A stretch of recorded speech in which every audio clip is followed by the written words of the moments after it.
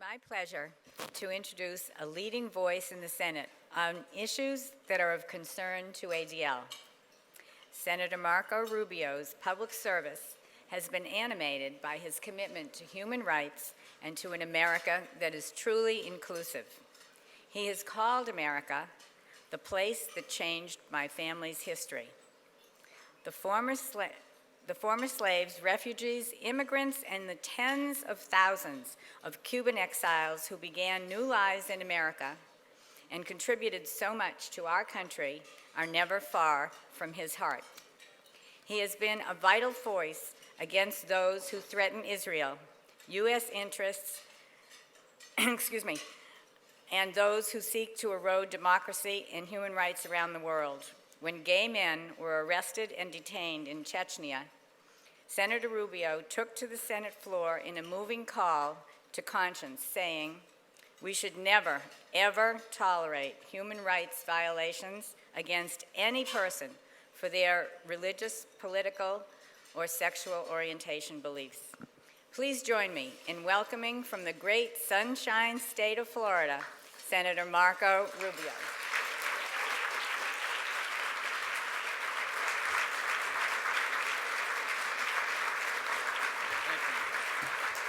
Thank you very much. So this is one of the things that happens when you run for president. You lose your eyesight. And they told me I could get to 50 without it, but it didn't work. So I'm honored to be here. Thank you, Esther, for your kind introduction. I obviously want to thank Jonathan Greenblatt and your national chair, Marvin Nathan, and all of you for inviting me to be a part of this leadership summit. I'm truly honored to be here. I also see that Dee Johnson is here to be recognized in a moment. Thank you for your service to our country. And we're very grateful. Thank you. So, at the heart of many of the debates we're having in American politics, and I think in the broader society, is the question of what America is. And it goes to the heart of hate crimes and people. And I think I've always talked about, you heard a little bit in the introduction, one of the things that makes America unique from so many other nations on earth is that ours is not a nation built on blood and on soil. Meaning ours is not a nation where we simply identify ourselves as Americans based on where we were born or who we were born to.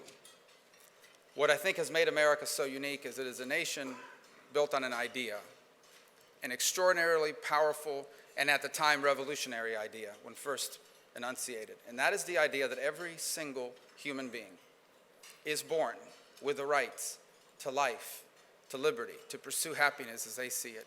In essence, that every single human being has inherent rights given to them by their Creator, and that the job of government is to protect them, not to deny them and not to decide them. And that, today, we take for granted, but it is, in fact, unique in the history of the world. I would go on to say that in the founding documents of this nation, it did not say that those were rights inherent to the people born in North America. It said these are the rights of all men, which by that meant all people. And the question before us today on multiple policy before our nation and before our society is whether that is still true and whether in fact that remains the unifying theme and cause of America. In recent months, we have seen that challenged. We've seen it challenged here at home. The Jewish student in Georgia who received a note from another student that contained a swastika and the phrase, "Hitler did the world a favor." At the City College of New York, an area where Jews meet for prayer, it was defaced with graffiti that read, "Jews are pests. Hitler was right to kill them all." Sadly, in my home state of Florida, swastikas were drawn on the sidewalks of 3 synagogues on the same day. And on a personal note, we've shared this with Jonathan and others, my wife, because she is involved in a number of causes, and of course being my wife, received a very disturbing voicemail from someone we don't know. And the most disturbing part of this voicemail, which we played for them, it was hate-filled and so forth, was the calmness in which that hateful message was delivered. I'm not saying it would have been better, I'm just saying it would have probably been less chilling if the person who left that voicemail was angry and screaming and using profanity. This person was making this argument as if it was a legitimate and credible political thought. And without giving it credence by going into its contents, suffice it to say it was not just eye-opening, but chilling. To believe that there are people in our country who not just hold these views, but are prepared to enunciate them without hiding their first name, their last name, where they live, or where they are. Obviously, we're all familiar with the JCC threats. In response to those threats, I'm proud that in March, all 100 senators urged the Attorney General, the Homeland Security Secretary, the FBI Director, to make sure that we're protecting these centers as a priority and to find and ultimately to prosecute those responsible. The fact, by the way, that every single member of the Senate joined in that effort, I think is proof that this issue need not be, should not be, and has historically not been a partisan one.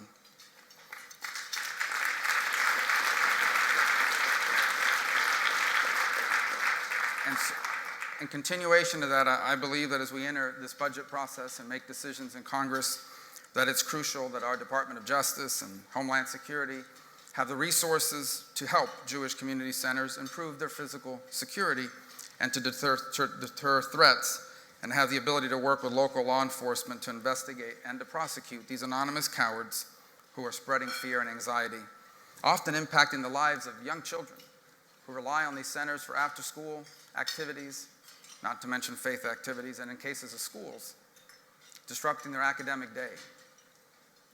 I was also proud to be a part of a hate crime condemnation resolution, because anti-Semitism at the end of the day is part of a larger disturbing trend which is emerging in our society as it's become more politically polarized in recent years.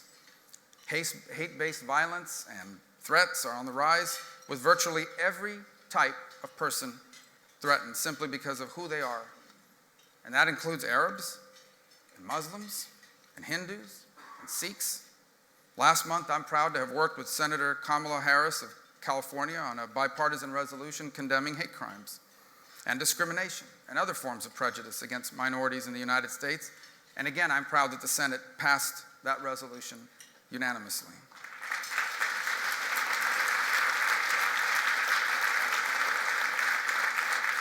But I would say that as we continue to combat these issues here at home, we should not forget that ours is an important voice in the world, and that internationally, we continue to combat hatred and bigotry and continue our efforts to support persecuted people as persecution continues unabated throughout the world. Sometimes we take for granted the fact that we still live in a society where these crimes are prosecuted, where victims can receive justice, and where those responsible for it are not just put in jail, but are societally stigmatized. But in every corner of the globe, there are literally millions of people that are being targeted because of their religion, because of their political beliefs, because of their sexual orientation, or because of all of the above. In Iraq, the ancient Christian community is on the verge of extinction because of ISIS. Yazidis and other religious minorities are being targeted. In Russia, reports have exposed the Chechen government's systematic use of torture and violence against members of the gay community and others.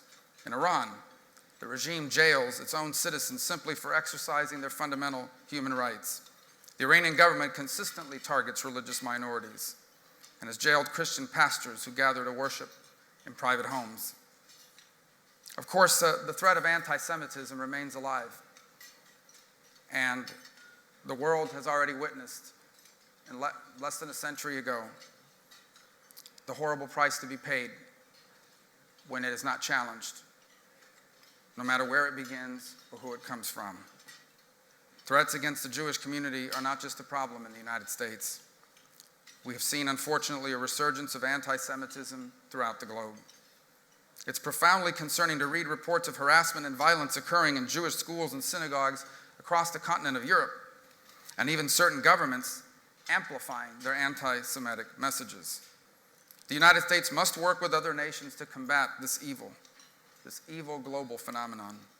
We must expose anti-Semitism wherever we see it.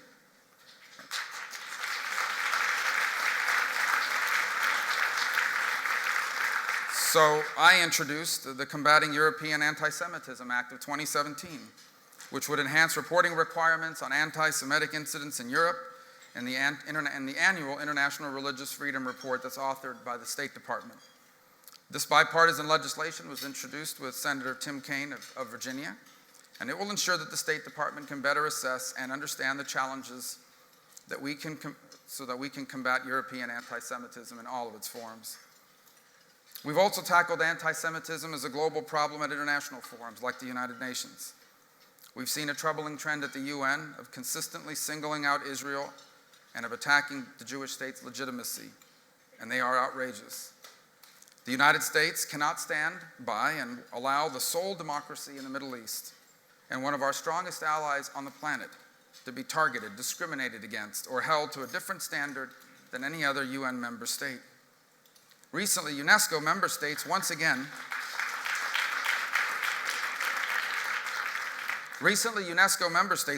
passed a shameful resolution aiming to delegitimize the Jewish state of Israel. This resolution, submitted by Algeria, Egypt, Lebanon, Morocco, Oman, Qatar, and Sudan, attempts to deny any connection between the Jewish people and Jerusalem. These days, as you probably are well aware, it's difficult to find much that everyone can agree on in this city. But the one issue where you will find a united voice on Capitol Hill is on the need to eliminate discriminatory behavior against Israel and international organizations. Senator Chris Coons of Delaware and I recently led a bipartisan effort to UN Secretary General Antonio Guterres that was signed by all 100 members of the US Senate, urging him to counter the anti-Israel bias at the United Nations.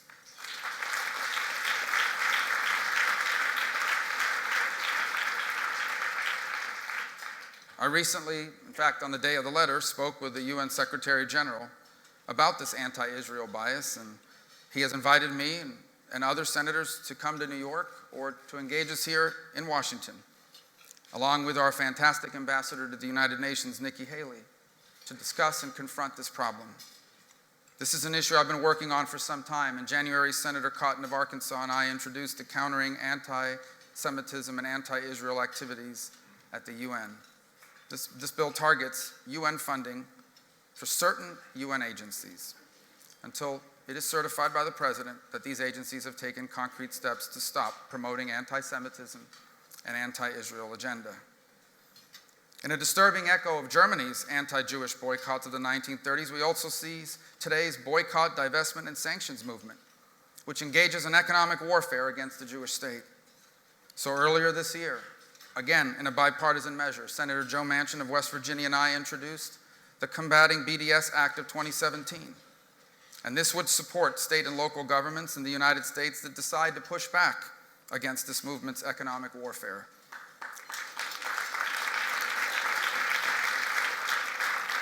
The bipartisan letter is co-sponsored by 34 senators, and so far it includes the Republican leader, Mitch McConnell, and the Democratic leader, Chuck Schumer.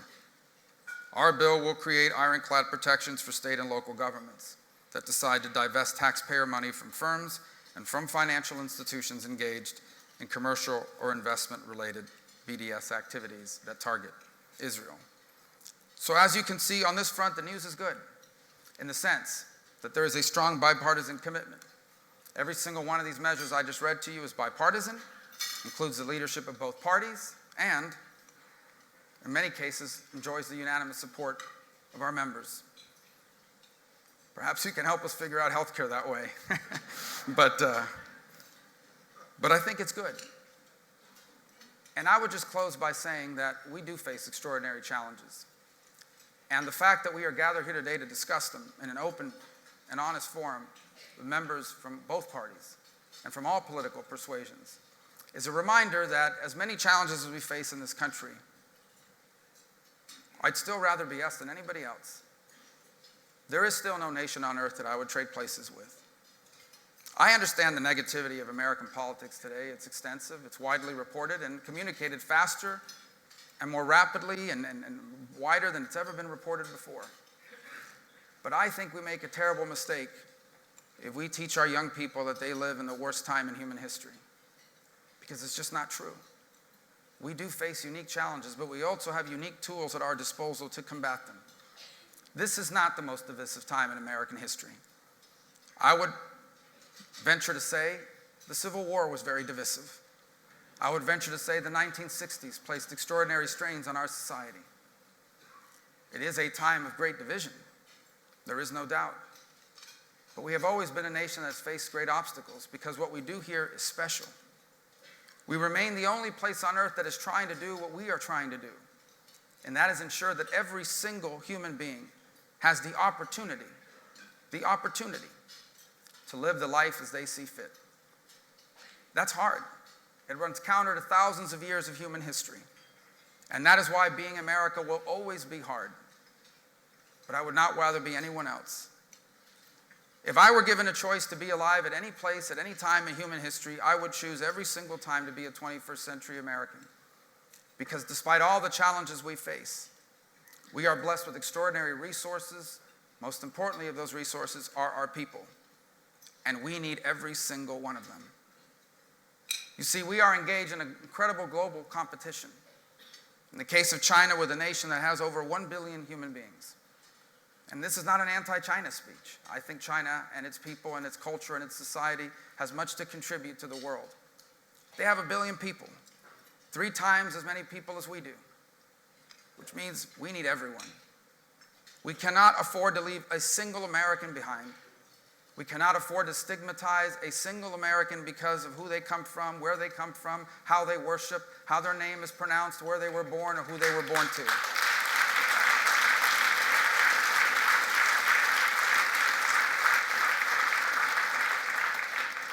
I also remind people in closing that one of the most extraordinary things about America is that every single great cause in our history, as far as our society, was not despite our Constitution, but because of it. Every single extraordinary cause in American history, from the Civil Rights Movement to women's suffrage to the end of slavery, were all a fulfillment of our founding promise. A nation that understood that what they were doing was not compatible with who we were created to be. That cause remains. The challenges are different. The progress has been made, but much remains to be done. It is the job of this generation to do what each generation before it did, and that is to continue to pursue the American idea that all men and women are created equal, because we are all endowed by our Creator with the right to life and to liberty and to pursue happiness, and to ensure that the world and the country and the life we leave our children and grandchildren is one that is even closer to full fulfillment of those ideas than the one that we inherited. And this cause is a critical component of it. For we cannot move forward if we take a single step back. And to allow and to accept hate speech in any form from anyone as an acceptable political viewpoint in this or any century would be a step back, not a step forward. And it would run counter to our ideas. And so,